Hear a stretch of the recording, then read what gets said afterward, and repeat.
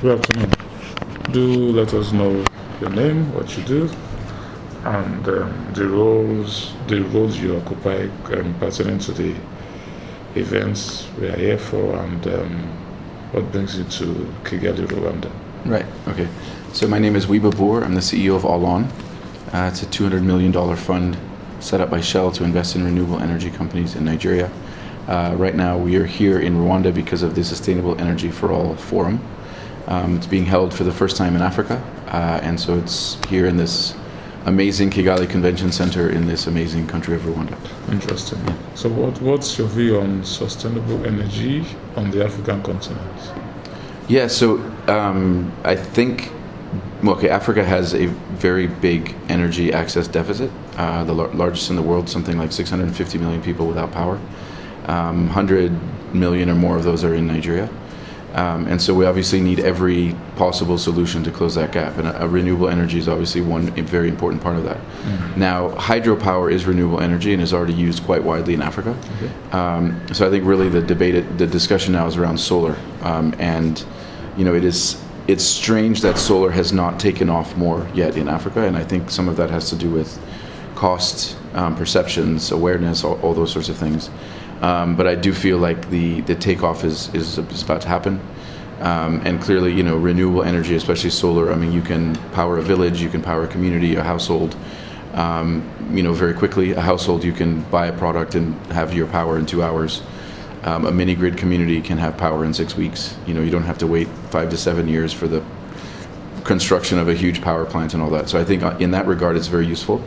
And obviously, you can also do utility scale solar, where the regulation and the infrastructure can accommodate that.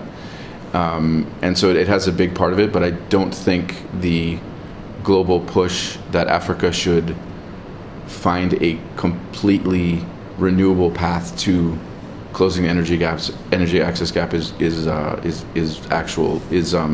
makes sense. We're so far behind in terms of energy access that we need all the sources we can.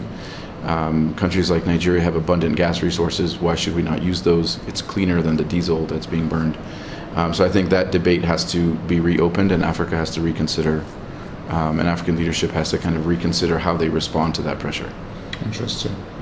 From what you said, someone might ask, someone who is not in the know, might ask, how sustainable and long-term is sustainable energy? Well, since it's sustainable, it's eternal. Interesting. Right? Based on the technology, but like typical solar panel can last 25 years, right? And that's now. Mm-hmm. And we know that technology is continuously improving, so, likely it will last, a lot longer in future. And then, again, hydro is a form of renewable energy. There are hydropower generating plants on the plateau that were established in 1926 that are still generating power today. That's almost 100 years. So renewable means sustainable. It means, very long term. Long term, interesting. Do you think there's been, from your in-depth knowledge of the field, do you think there's been progression on the continent, on the African continent, in renewable energy and sustainable energy? Yes, there has. I think the industry is starting to mainstream now. Okay. South Africa, it's really taken off. Egypt, Morocco, they have gigawatts of solar.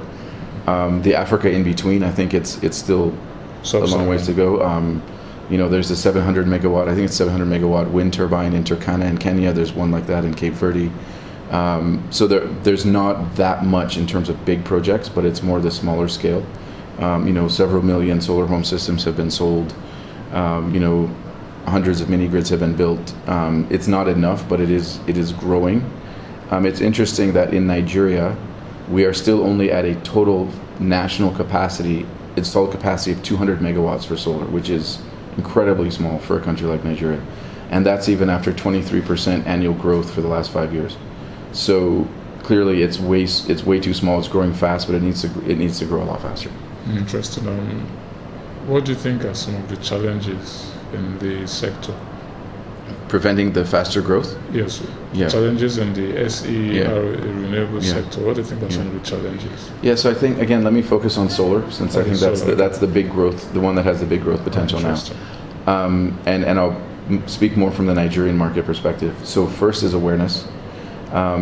Typically, the solar projects that we've been exposed to growing up or living in Nigeria were government or donor projects like street lights, so on, that often failed within a very short time. And so there's this perception that does solar really work, right? Because we've seen all these kind of failed. Okay, so that's one. And then generally just people don't know. Secondly, there's something like up to 20 to 40 million diesel generators in Nigeria, right? And it's something that we've all grown up with and gotten used to, and we know how it works. You have the generator, you put fuel, turn it on, you hear it. When you're done, you turn it off. With solar, it's like, okay, you put something on the roof, there's some cables, and then there's no sound, you just wait, it's powered. It's not something people fully necessarily understand. And so for the typical consumer, if you're going to invest in something that you don't fully understand, you might just say, look, I hear this solar thing is interesting, but it's the generator I'm familiar with, let me go and collect that. The other is economic. The cost of a solar system, the upfront cost is still higher than a equivalent generator. And that's, most consumers aren't sort of endowed enough to be able to say, okay, but in 3 years, because I'm not paying for diesel over 3 years, by 3 years most people don't have that option, right? And so they have to buy but there's a lot of solar products and business models that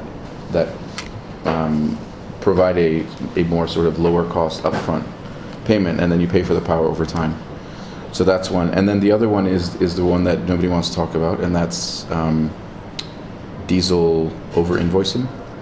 So what often, and this is a very powerful thing, because when this happens in social sector, public sector, private sector, and diesel is delivered, let's say 1,000 liters is invoiced, 700 is delivered, and 300 liters worth of the funds for that are shared across the delivery person, the security people, the procurement people, the management, and all that, and that adds up to a lot of money. The estimate is that of the roughly 12 to 13 billion that Nigerians spend every year on diesel to fuel their generators, about 4 to 5 billion of that is over invoiced money that just disappears.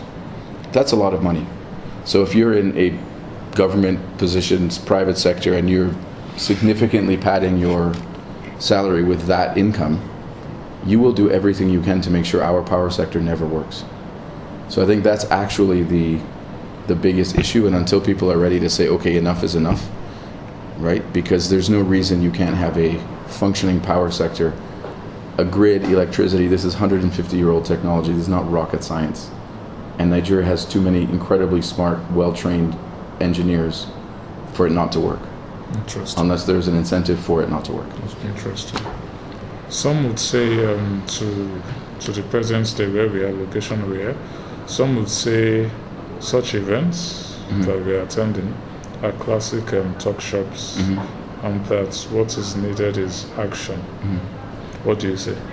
Yeah, no, I totally agree with that. I mean, the panel I was on yesterday, that was actually how I closed.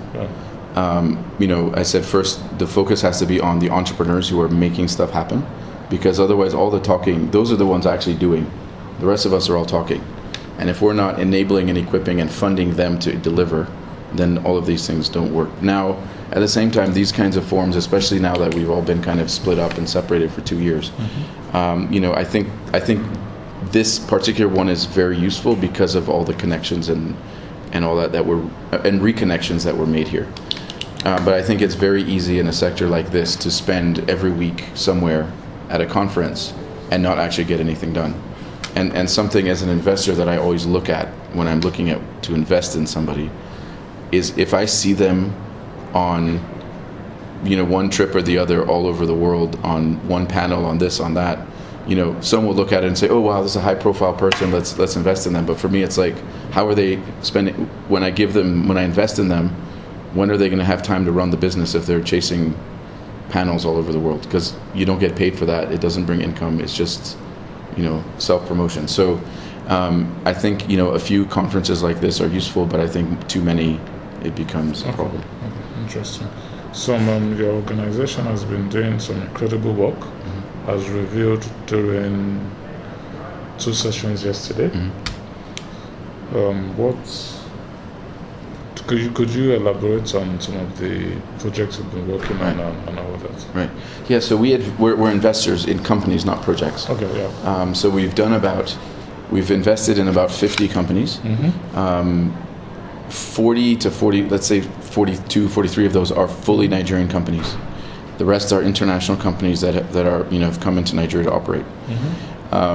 And so what I'm particularly proud about is the fact that the vast majority of our investment portfolio is local homegrown, is investing in local homegrown entrepreneurs who are finding, homegrown solutions to Nigeria's power problem. And I think that actually is what makes our portfolio so impactful and so powerful. And across that portfolio, there's so many stars. There's Prado Power, there's GVE, there's ACOB, that are building mini grids in very difficult places that have now, running mini grids and have turned rural communities all over Nigeria into places that have more reliable power than the cities. People from cities are moving to these mini grids, so that work is really difficult. And as an investor, what's my role? I put money there, and then when it's commissioned, I go and snap some photos, and you know what I mean. But these guys are out there doing the work to mobilize the community, to get them on board, to sign the agreements, to get the regulatory approval, to fight with customs when the goods come in, to work on the logistics to get it to these remote communities, to build it. It's incredibly difficult work, and I think it's very easy for us to forget everything that happens to make it work, and then to keep it operating. So all of the mini grid companies, amazing. We have solar home system companies as well. These are the kind of mass market product. And we have a few international companies like Lumos and Ulu that we've invested in, but also some local players like Selfa, that the CEO is Sandra Dozier. And she's from an entrepreneurial family. And so she's basically figured out how to leverage traditional Igbo trading networks to get solar home systems into corners of Nigeria that all the international companies don't understand. And again, it's that local know-how that she's been able to use to get the product into places that others thought it could never get to in a relatively short time. And there's Chuks Umazilora from Oksano, started as a solar panel salesman in Alaba market, then said, there's a market here, let me become a solar installer, so became a solar installation company, and then went even further to backward integrate, and then said, I could actually make a good margin on importing parts and components and then actually manufacturing the solar panels here. And so he's been doing that for about 5 years as the only sort of fully operational solar panel manufacturer in Nigeria. I think actually West Africa, but let me just say Nigeria for sure. And in 2 months, he'll commission 100 megawatt per year capacity solar panel plant in Ijebu-Lekki at the Free Trade Zone, which, as I told you earlier, there's only 200 megawatts of solar in Nigeria now. So that's half the entire installed capacity per year. So that will basically mean any solar company in Nigeria, you no longer need to go to China. You can just go to Oksano, and that completely, in terms of FX issues, customs issues. So he basically deals with that, and then you, as the entrepreneur, can focus on getting stuff done rather than fighting with customs and all that. So those are just some of the stories. There's many, many more like that. Brilliant. Your take. What's your take on what you have seen so far at C4All, and what do you think is the way forward? Yeah, I mean, what have I seen? I mean, it's the typical thing. This is sort of a booming sector now. Booming, I think, in the, how do I say this? In the donor and development finance space, and a growing number of impact investors and so on. But I think there's almost too much ecosystem and too little action, right? And so I think we need to, think about how many people that come to conferences like this are actually, like, how far removed are they from actually lighting up communities and low income, and all that. And so I think people have to take a good hard look and say how many intermediaries are really needed, how many layers of, anyway, I think you know what I'm talking about. So I think, and then again, I think we need to really focus on the entrepreneurs, right? Those doing the Although what's interesting is that at a conference like this, there are no beneficiaries. Interesting. I don't think there's a single person here that was invited to speak who is from a mini grid community, like a community leader from a mini grid community, or a woman who is powering her shop on a solar home system, has come to talk about the product and how it changed them. So it's like we speak for them, but we don't actually include them. Include them in the conversation. Yeah. Interesting perspective. And especially considering in Rwanda, there's tens of thousands of people using solar home systems. We should have actually done a plenary panel with 5 customers to talk about the impact. Interesting perspective. Interesting. Yeah. So maybe you have to do that on your own. Interesting. Actually, it would be, like you could after this go find customers and say, okay, I'd like to interview you. And interesting. Good point. Yeah. To the final question, what do you think are the major challenges facing renewable and sustainable energy players on the African continent, and 1 or 2 solutions? Wow. Okay. I think regulation. I think fragmented markets, and then probably the wrong kind of funding there's a lot of funding, but it's not quite the right funding for the right time. So the solutions, I think, we need to figure out how to leverage scale, and we're doing that with the program we're doing with Rockefeller called DART. It's basically we're aggregating the procurement of solar equipment, so that each individual company isn't paying these premiums because they're ordering so little. But that's just the first step, and that's just in Nigeria. It has to be done almost Africa-wide. Mm-hmm. So that's one solution is and leveraging the African Free Trade Agreement to see how we can do that. The second, though, is actually to really ramp up manufacturing of all of these products on the continent. So, Oxano is already doing panels, but it's only 100 megawatts of, there's a lot more capacity. They need a lot more capacity. And he's one, I don't think there's even any factory like that in East Africa. Probably there are in South Africa and North Africa, I don't know. But again, obviously, we need to work on that. Can we assemble battery systems here? Yes. Can we assemble solar home system kits? Yes, we can. And I think we just need to now make that happen. And almost like a continental strategy to say, okay, Nigeria with Oxano already there, you guys focus on solar panels. Ghana, that's where we'll assemble the battery system. I don't know, something like that. Some kind of concerted thing. Because right now, I think the issue is that 90% of the funding that goes into solar in Africa goes to China, and so we need to turn that around, right? Mm-hmm. Yeah. So I think it's that we need scale, we need kind of common regulation across markets. We need African Free Trade Agreement to kind of create that sort of sameness, and then we also need to do in continent manufacturing. Interesting. Yeah. Thank you very much for your time, sir. You bet. All right.